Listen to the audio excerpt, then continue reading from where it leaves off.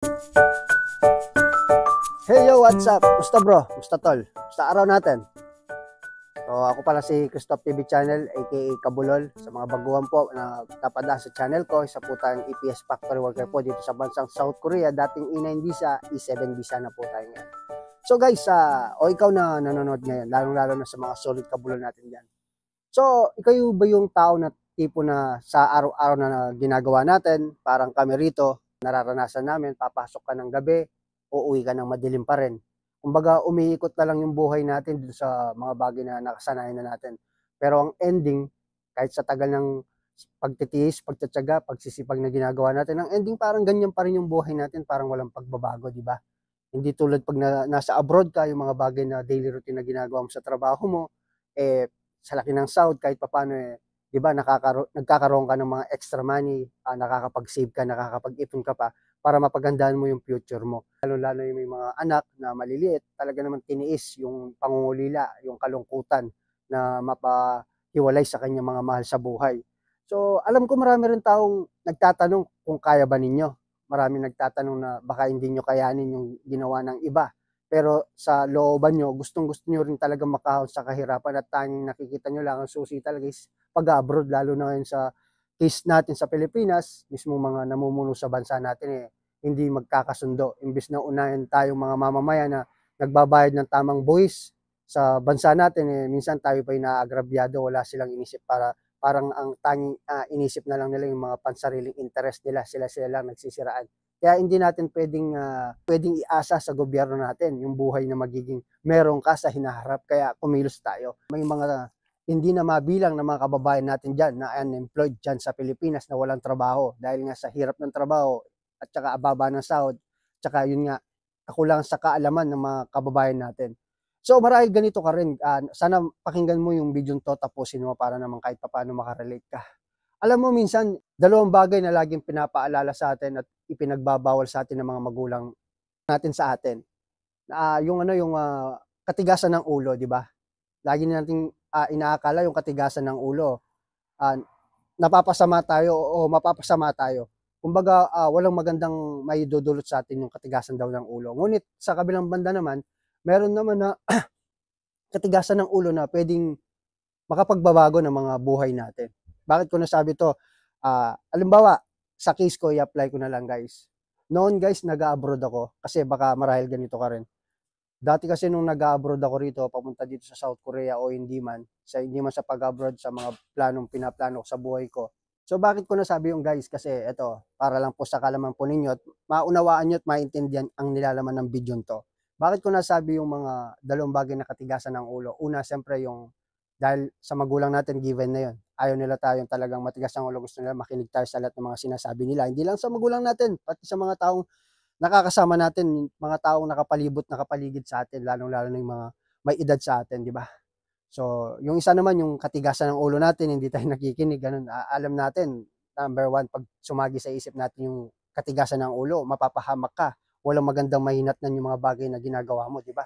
So, may share ko lang, may bahagi ko lang po para mas maintindihan nyo, like I said. So, yung unang bansa na napuntahan ko po, galing po tayo ng Middle East. So, hindi po kagandahan yung bansang yon at nung panahon na yun, yung $300 US dollar, ang laki ng bagay po para sa akin nun. Hindi ko po alam, way back 27 yata, 2007 yata. Opo, if I'm not mistaken. So, yung dollars na napakaliit, nasa 40 pa yata nun eh. So, magkano yung 4, 8, 12, nasa 12,000 lang po yung sinasahod ko may get. Pinakamalaki na yung 15,000 a month po yun ha.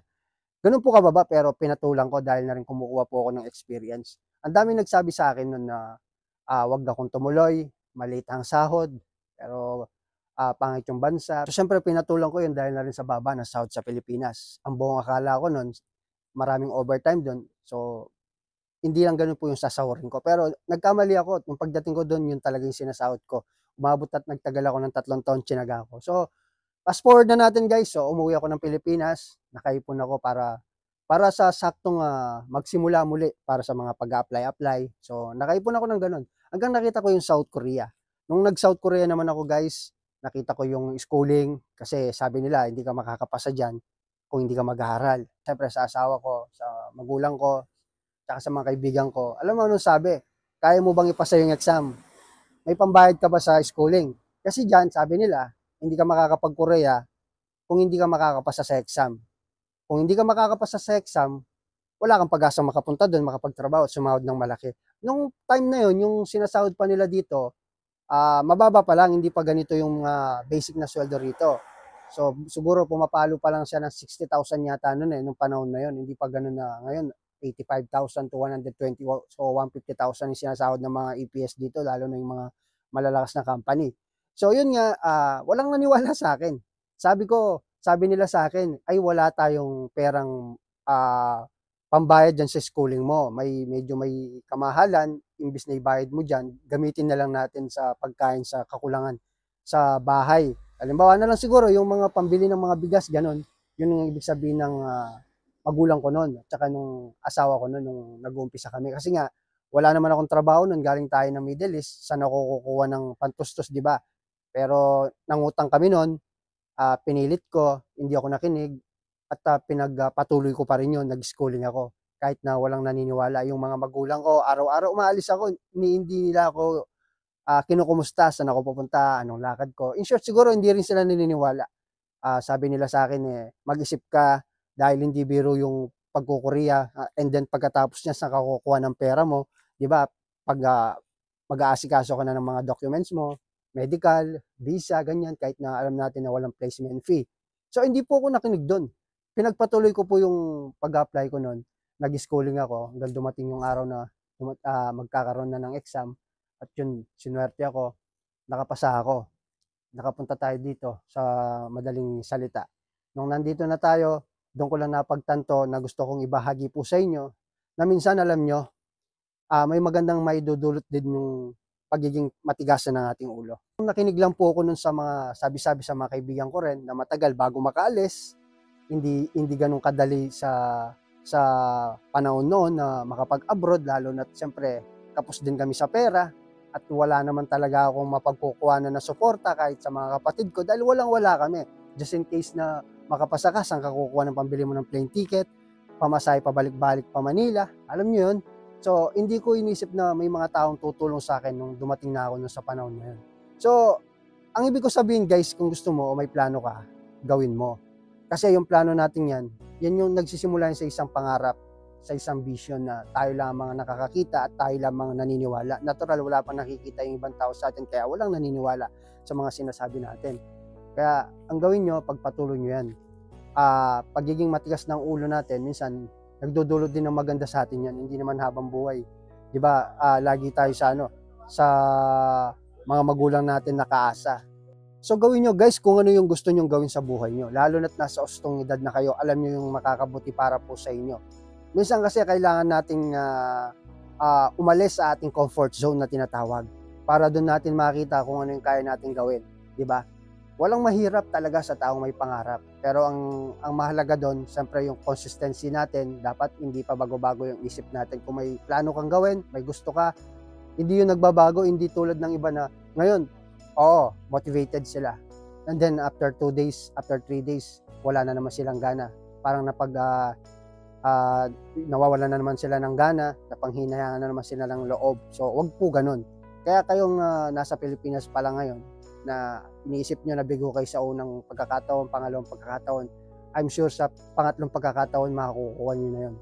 So, it's a matter of time lang talaga. At saka, it takes patience sa lahat ng bagay na ginagawa natin. Kasi maraming bagay na hindi natin talaga kontrolado. Marami rin taong mga mahal natin sa buhay na hindi rin naniniwala sa atin. Parang ganun lang po yun. So, pag dumating yung time na hindi mo na iniisip o hindi mo na pa kayang alamin pa o hindi mo na talaga inaalam pa yung mga sasabihin nila tungkol sa'yo o ano yung mga bagay na pinaplano mo, maganda man yan o pangit, doon ka talaga mag-grow bilang ikaw. Lagi mong tandaan, be the best version of yourself, di ba? Huwag tayong mabubuhay sa katauhan ng isang tao na ibang tao, para naman kahit papaano magkaroon tayo ng sarili nating diskarte sa buhay. Huwag nating kopyahin yung mga bagay na ginawa ng ibang tao dahil tandaan nyo sa buhay, magkakaiba tayo ng kapalaran. Marahil yung iba, ganun yung nangyari, pero makakasiguro ako na 100% magiging ibang kwento pagdating na sa ating buhay. Kaya huwag kayong matakot mag-explore, huwag kayong matakot sumubok, huwag kayong matakot na lumagpas o makawala dyan sa ating comfort zone. Diyan natin makikita ang tunay na kapasidad natin kung hanggang saan yung kaya natin gawin para sa pangarap natin. So kung gusto niyo nung makabili ng mga bagay na gusto niyo, mga damit na gusto niyo, mga gantong ginto, someday investment, bahay, sasakyan, lupa, hindi yun imposible. So mag-uumpisa talaga yun siyempre sa hirap bago mo makuha yun. So wag kayong mag-expect na ganun kadali yung mga dadaanan ninyo dahil walang madali sa pag-abot ng mga pangarap natin. Kailangan natin paghirapan yan dahil ang hirap yan ang tunay na tagumpay. Kumbaga yan yung pinaka-spotlight sa mga bagay na nakikita ng tao sa atin. Yung hirap kasi walang kwentang ang tagumpay mo, walang saysay yan kung wala kang pinagdaan ng matinding laban sa buhay mo. So maraming taong kayang gawin yung gawin mo pero walang taong kayang lampasan ang nagawa mo, di ba? Tanging ikaw at ikaw lang talaga nakakalam kung sino ka. So sana guys, nagigets nyo at nakaka-relate kayo sa mga bagay na pinapaliwanag ko. So balang araw, manifest talaga na makakarating din kayo dito sa bansang South Korea at kikita rin kayo kagaya ng mga kababayan natin dito na kumikita ng malaking halaga at nakakapagbigay ng maganda kinabukasan sa mga pamilya po nila. So laban lang sa buhay. Lagi yung tatandaan, hindi naman araw-araw bagyo, di ba? Pagkatapos ng bagyo, sa ayaw at sa gusto natin, sisikat at sisikat po yung araw. Kaya wag po kayong mawalan ng pag-asa. Dumidilim na guys, dumidilim na po dito sa South Korea. So mag-alas 6 na pero hindi na kagaya ng dati talaga pag ganitong oras. Talagang madilim na madilim na. Ito na yung sign na malapit na yung spring. So magsha-shoutout lang tayo dito guys. Gerald Campitelnar, pa-shoutout boss Kabulol from Laguna. Sa mga taga Laguna nating kababayan dyan, shoutout po. At sabi niya, Gerald Elnar ng Laguna, planning na po ako mag-aral ng Korean. Sana this year, andyan na po ako in God's grace. Sabi niya, walang imposible bro, subukan mo lang. Tapos shoutout din kay Jeremiah John San Luis. Jeremiah John San Luis. So shoutout po sa inyo bro. At kay Gerald Campitelnar. Shoutout sa iyo bro, Gerald Campitelnar. Sabi niya, hello boss Kabulol, balikan ko to kapag nasa Korea na ako. Salamat Kabulol for inspiring video and motivation. Hope na makapunta ako dyan. Planning pa lang po ako mag-aral ng Korean. Sana pala rin din sa exam. Watching today. Sabi niya, February 1. God bless you Kabulol. Pa-shoutout din po from Laguna po ako. So shoutout sa iyo bro. Sana makaabot sa iyo. Shoutout din po kay Mark Santos. Shoutout Kabulol. Hanggang ngayon pinagdadasal ko pa rin na makapunta din ako bilang EPS dyan. Sana pala rin this coming exam. So God bless po. God bless din sa iyo bro. Kaya RJ Villarreal.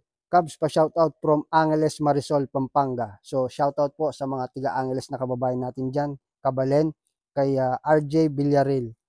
Tsaka kay Berts TV 5. Bets TV5 pa shoutout po, shoutout sa tsaka kay Janry Tambo, shoutout Kabulol, waiting pa rin sa approval. So shoutout sa bro. At kay Seaweed, may ganito din po palang sitwasyon sabi niya.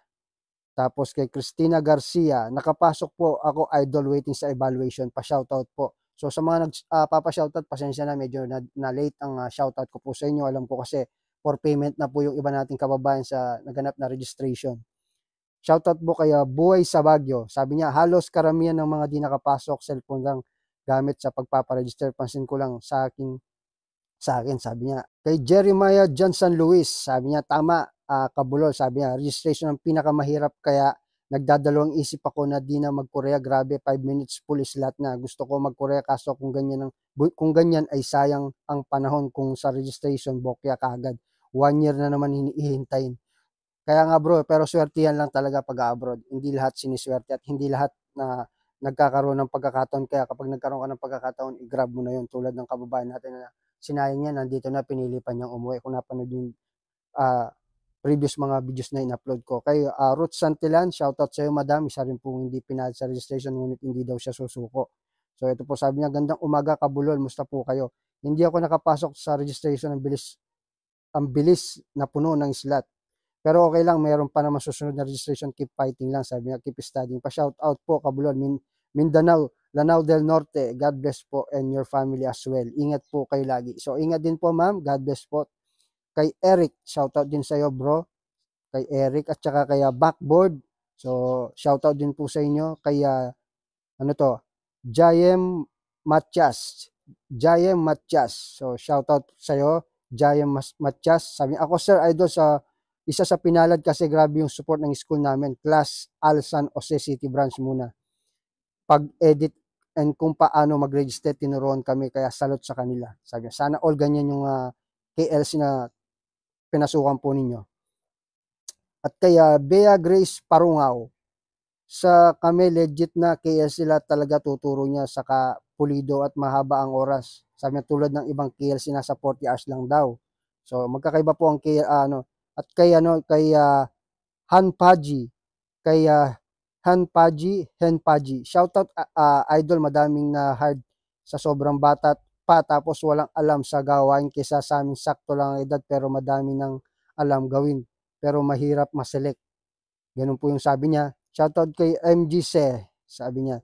Laking tulong po talaga ng mga nang nag-save ako sa cellphone, sabi niya, sa clipboard, sabi niya. Di na po ako nag-type, puro click lang po ako ng CP at ayun, seconds lang po tapos ng register at awa ng Diyos nakapagpa-register. So gayahin niyo yung mga technique po ng hiba. Lagi yung tatandaan guys ha. Hindi po kayo malas, sadyang hindi pa ninyo panahon, yung po laging isipin sa mga hindi pinalad nakapasok sa registration. Kay Marvin Daciado, shoutout Cubs from General Santos City, waiting for massive selection. Shoutout, sana umabot sa iyo bro ha. At kay Dam TV Vlog, ingat ka lagi idol, pa shoutout naman po from Batangas. Adam po, sabi niya ganun. So shoutout sa iyo bro. At kay Garciano Vlogs, totoo lahat yun idol sa mga sinabi mo, dapat talaga obey lamang sa amo kasi ganun talaga nangangamuhan tayo para din naman sa atin. Pa shoutout idol, nag-aaral po ng Korean language, dream ko din kasi mag-Korea. So tuloy mo lang bro, shoutout sa iyo. Kay Edwin Monforte,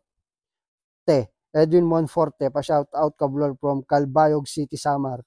Shoutout sa mga kababayan natin taga Samar na umabot ang videos natin. Ano po? At kay Matmat. Ito guys, gusto ko lang pong i-highlight ng comment niya kay Matmat. Sabi niya, silent viewer here po. Yung mga videos na katulad ninyo ay malaking tulong sa mga EPS aspire na tulad ko para alam namin kung ano ang mga dapat naming i-expect sa pagkukurya. Sana makagawa ka rin kayo ng content idol, sabi niya ganyan. Regarding po sa sitwasyon about sa sahod. Balita kasi simula nang nagka-martial law, noon, bagyang bumaba ang palitan ng 1 peso. Base sa kasalukuyang sitwasyon, sabi niya, nararamdaman mo rin po ba yung pagbaba ng sahod o pera na pinapadala mo dito sa Pilipinas magmula nung nagkaroon ng kaguluhan dahil sa pagdeklara ng martial law na yon? Sana makapag-share ka rin ng mga saloobin patungkol dito, Kabulo. Salamat. So gagawin natin yung panibagong video sa another vlog natin kasi mahaba na yung video, Matmat. So abangan mo. So I think that's it guys. Na-shoutout ko na ba lahat? Sa mga magpapa-shoutout pa, just comment down lang below po para mabasa ko at may shoutout ko po kayo. So palagay ko hanggang dito na lang ang ating video. Dito ko natatapusin. Makapansin nyo, talagang dumidilim na. May kalamyagan na rin sa labas. So again, hanggang sa muli. So dito ko natatapusin ang aking kwento. Huwag niyo sana kalimutan i-like yung videos ko. Yun yung nagpapamotivate sa akin. Yun lang po. Sharing is caring. Libre lamang po yan. Wala pong bayad. So paano guys? Magkita-kita tayo muli sa sunod kong video. Ito pong muli sa Stop TV channel. Isang factory worker po. So another day, another vlog, another episode na naman ng buhay natin dito sa Korea na ibahagi ko. At sana kahit paano nakakuha kayo ng konting kaalaman. Yun lamang. Annyeonghaseyo.